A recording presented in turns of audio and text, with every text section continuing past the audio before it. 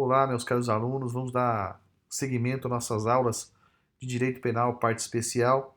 Nós estamos vendo aqueles crimes que dizem respeito à dignidade sexual, à exploração da prostituição e a relação desses com os vulneráveis, o grupo de pessoas que mereceu por parte da lei uma proteção especial para que a pena seja menor, a pena seja maior e uma tentativa do legislador em aplicar uma pena e assim conseguir fazer com que o sentenciado se sinta desinteressado por esta prática delitiva. A gente está nessa sequência de aulas virtuais com vocês, para que vocês possam ter acesso ao conteúdo durante esse período de pandemia.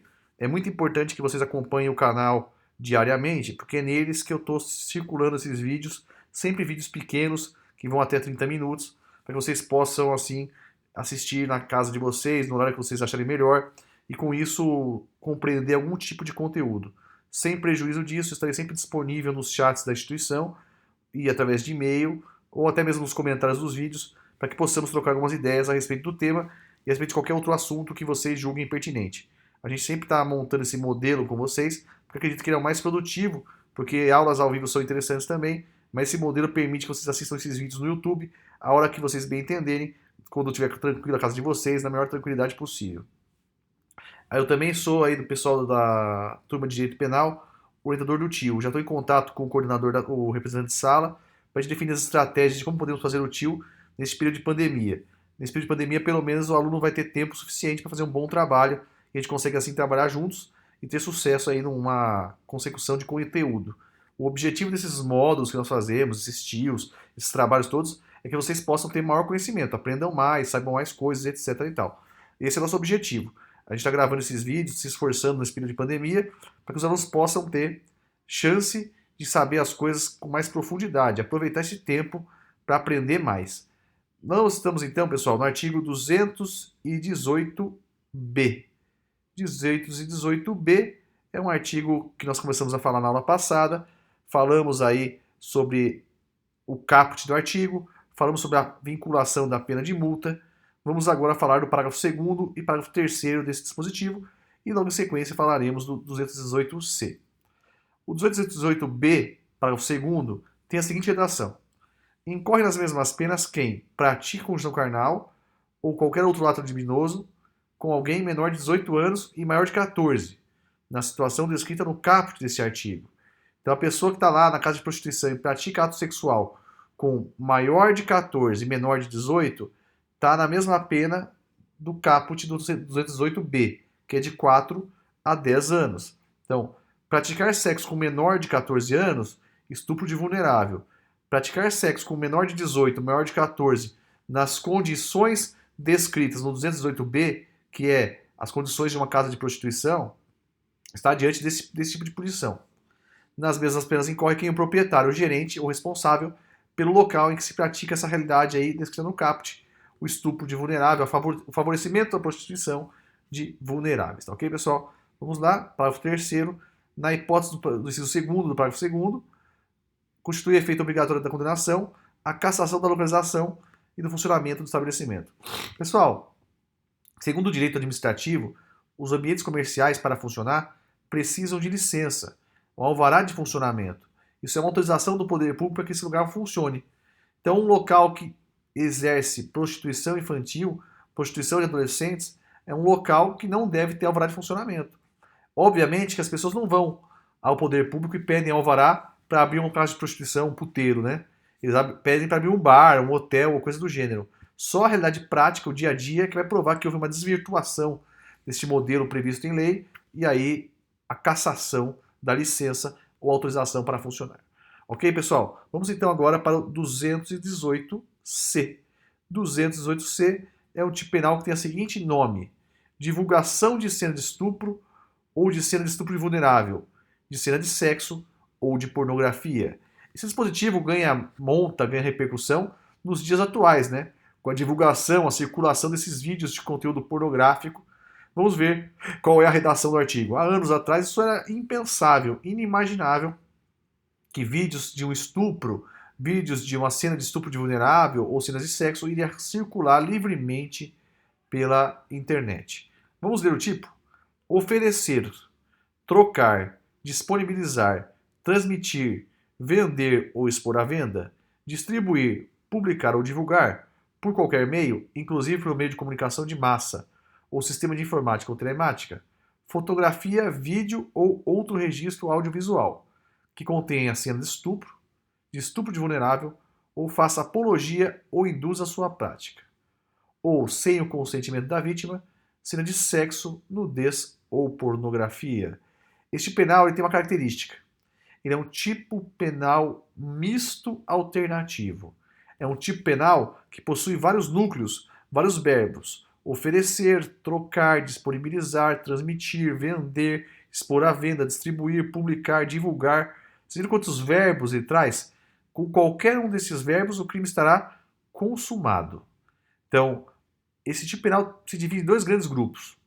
Os que estão relacionados ao estupro, então, divulgar, oferecer, transmitir, vender, expor à venda, distribuir cena de estupro de vulnerável, estupro comum, ou a apologia ou induzimento a esta prática. Então, aqueles estupros coletivos que a gente chega, às vezes, ter notícia que ocorreram em determinados locais da cidade, o estupro de uma adolescente, filmar essa cena, é muito comum, chega até a assustar as pessoas naquela cena de uma menina jovem vai para a casa de um rapaz para ter com ele uma noite de amor, chega lá, ela é embebedada, os amigos deles estão juntos, eles começam a tirar foto da menina fazendo sexo com 2, 3 garotos, mas ela é embriagada. Ela é embriagada, está na condição de estuprada, ela não queria aquele ato sexual com todos aqueles garotos, aqueles vídeos circulam pelos grupos de WhatsApp daqueles meninos, e aqueles meninos estão praticando o quê? Fora o estupro, esta figura da divulgação. Então ele pode praticar o estupro e outras pessoas podem divulgar o vídeo. E aí estariam inseridos nessa prática. Separa essa parte, pessoal, esse grupo aí que é oferecer, trocar, disponibilizar, transmitir, vender, expor à venda, distribuir, publicar, divulgar a cena de estupro, seja estupro de pessoa capaz maior ou estupro de vulnerável, para o outro grupo. O outro grupo é oferecer, trocar, disponibilizar, transmitir, vender, expor à venda, distribuir, publicar, divulgar, sem o consentimento da vítima, cena de sexo, nudez ou pornografia. Então aquele casal que troca nudes, que troca vídeos de conteúdo sexual, que quando o casal termina, faz esses vídeos circular pelo hall de amizades que eles tinham anteriormente. Baseado até numa figura de ódio, né? O traído, aquele que terminou o relacionamento, divulgando as cenas de nudez, as cenas de pornografia, as cenas de sexo que tinha com o parceiro de então. Essa figura então hoje está penalizada penalmente. Então é crime hoje fazer isso, divulgar cenas de sexo, nudez e pornografia sem o consentimento da vítima. Obviamente, se a vítima grava um vídeo de sexo para divulgação, para circulação, isso não é penalmente relevante. É o que acontece, por exemplo, em filmes pornográficos que circulam na internet livremente. Então essas cenas não são incluídas na figura penal, porque nessas cenas nós temos o consentimento da vítima para a prática dessa filmagem, para a prática dessa visualização. Tá certo, pessoal? Vamos agora para o parágrafo primeiro, que é uma causa de aumento de pena. A pena é aumentada de 1/3 a 2/3 se o crime é praticado por agente que mantém ou tenha mantido relação íntima de afeto com a vítima, com intuito de vingança ou humilhação. É o que eu falei para vocês agora. Caso o sujeito foi traído, resolve divulgar os vídeos sexuais da namorada, da ex-namorada. A mulher foi traída, resolve divulgar os vídeos do ex-marido. E assim sucessivamente. Essa motivação de ódio, ou vingança ou humilhação dá aumento de pena de 1 a 2/3. Olhem o caput do artigo, pessoal. Volta no artigo aí.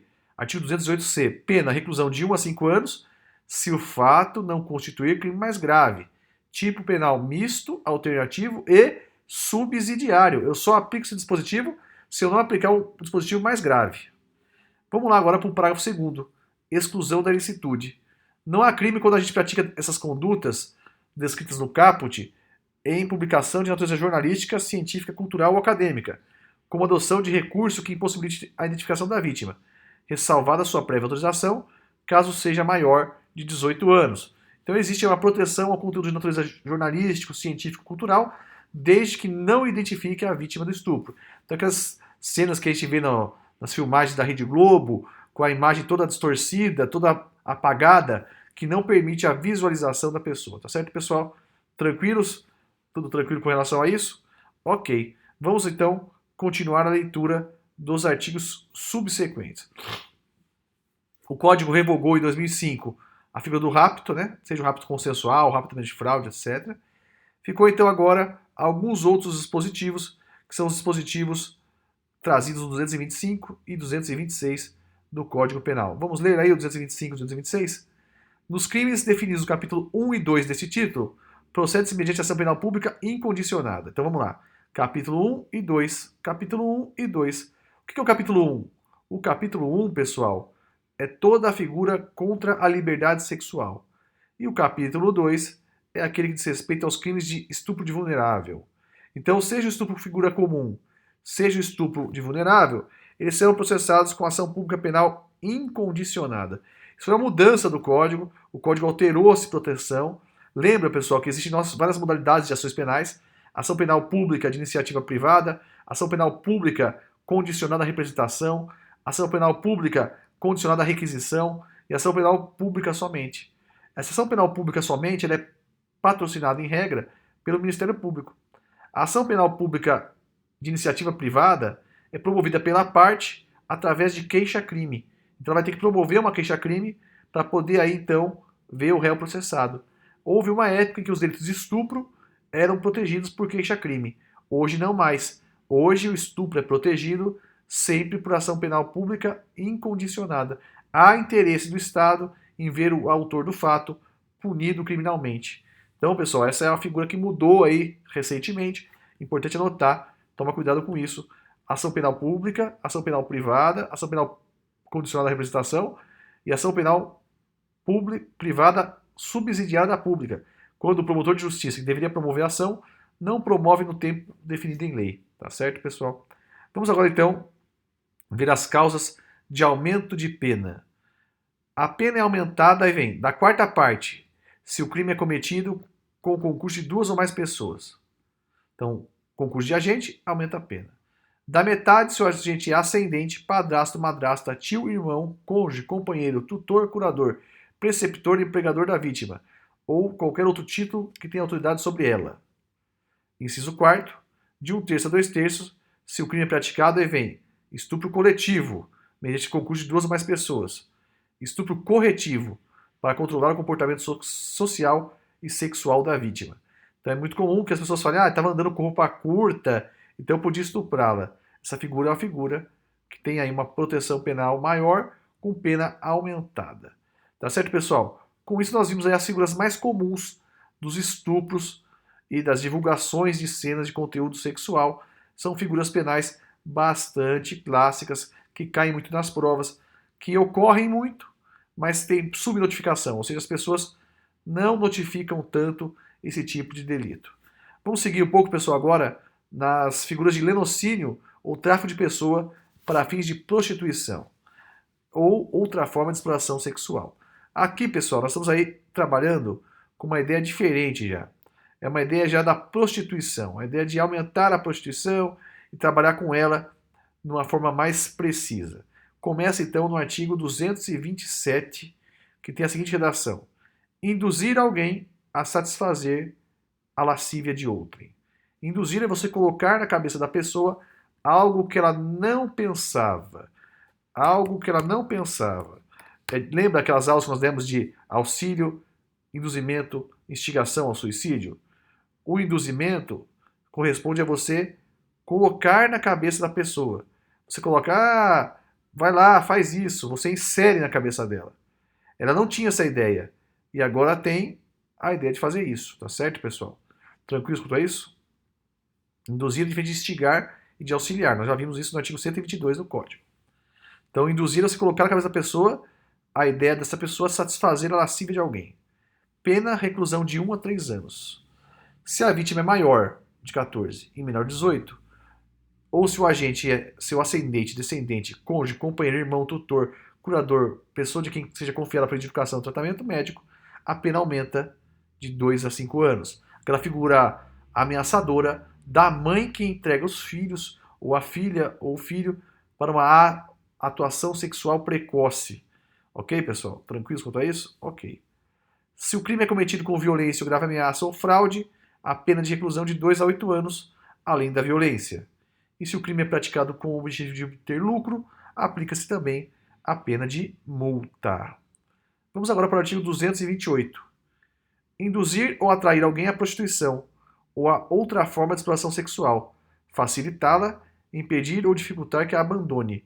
Reclusão de 2 a 5 anos. Induzir ou atrair alguém à prostituição é oferecer a esta pessoa vantagens indevidas, vantagens mirabolantes. É muito comum isso nos interiores do Brasil, lugares pobres, carentes, que se oferece para essas meninas e meninos carentes a chance de morar na cidade grande com todo o luxo, com todo o glamour possível. Quando a pessoa chega aqui, ela percebe que ela vai ser explorada sexualmente.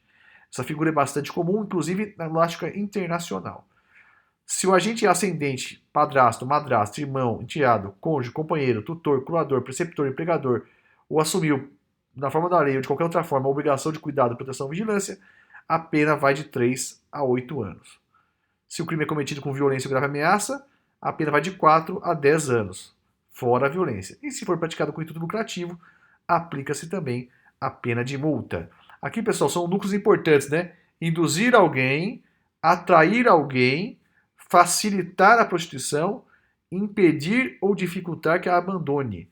Como é que é esse impedir ou dificultar? Trancar a pessoa no quarto, na casa, com vigilância, dificultar que ela saia, reter seus documentos, contrair dívidas que não existem, ameaçar causar mal para a família, ameaçar divulgar a informação.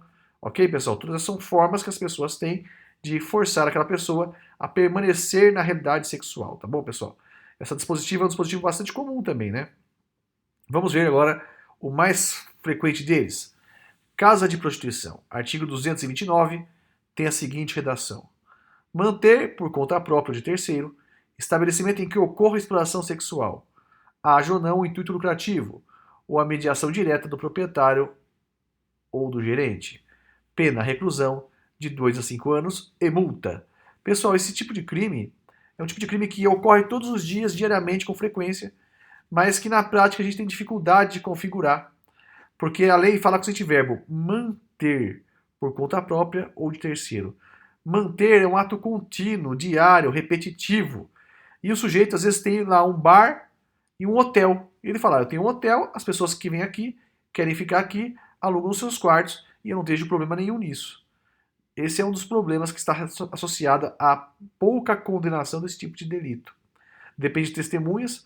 Geralmente as mulheres, que são as mulheres que fazem programa, as prostitutas, não querem aparecer nos processos. Elas sabem que ali é a forma de elas ganharem dinheiro.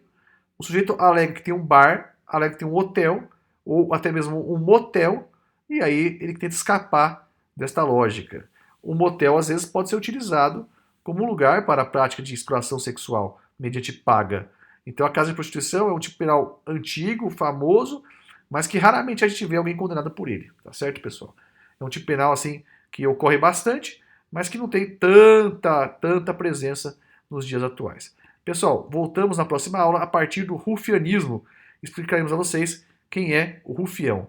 Um grande abraço e aproveitem as aulas. Qualquer dúvida, nos deixem aí mensagens nos comentários, nos mande um e-mail ou acesse o chat da instituição, quando poderemos conversar melhor.